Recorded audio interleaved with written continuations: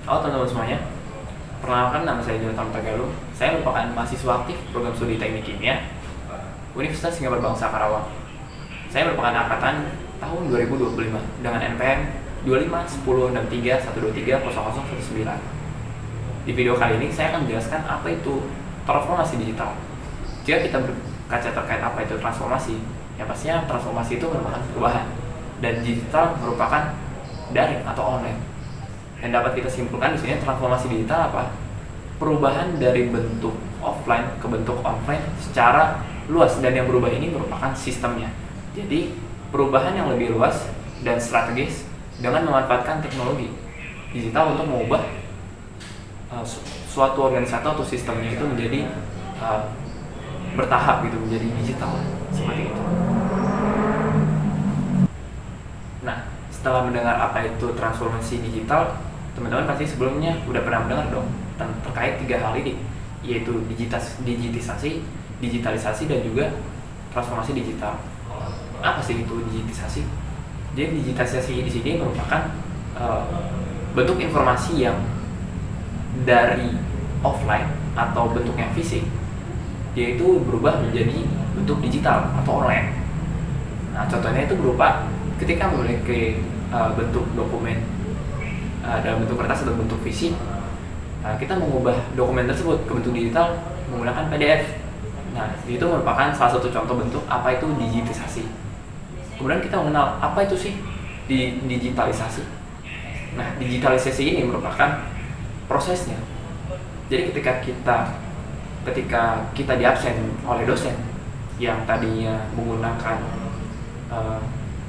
benda fisik seperti kertas dan pulpen, dan dosen tersebut mencek satu-satu nama mahasiswanya, dan kini bukan itu, kita bisa menggunakan website. Jadi kita tinggal mencek website tersebut apakah hadir atau tidaknya mahasiswa tersebut.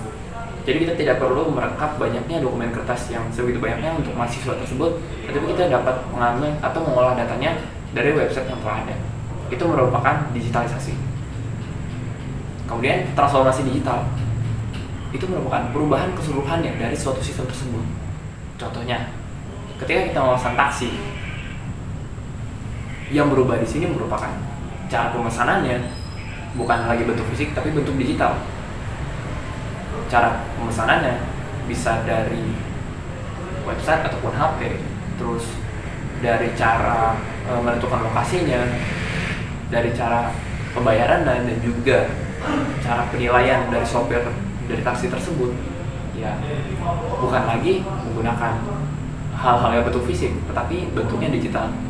Dan itu merupakan contoh salah satu dari yang namanya transformasi digital.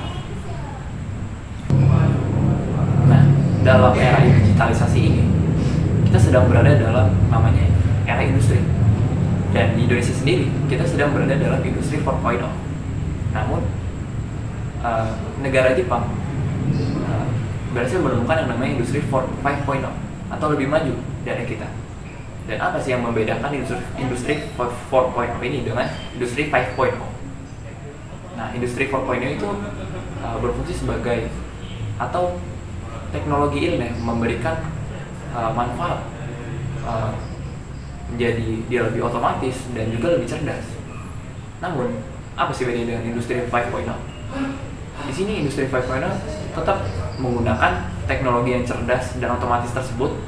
Namun di dalam industri 5.0 ini manusia sebagai pusat dalam teknologi tersebut. Jadi si manusia dan juga industri ini berjalan searah, sehingga manusia menjadi pusat teknologi, bukan teknologi yang mengendalikan manusia. Itu tujuan utama dari industri 5.0 ini. Jadi dapat disimpulkan industri 5.0 ini merupakan keberlanjutan dari industri 4.0, dan di mana manusia sebagai subjek ataupun pusat dari yang adanya perkembangan teknologi yang sudah ada. Seperti itu.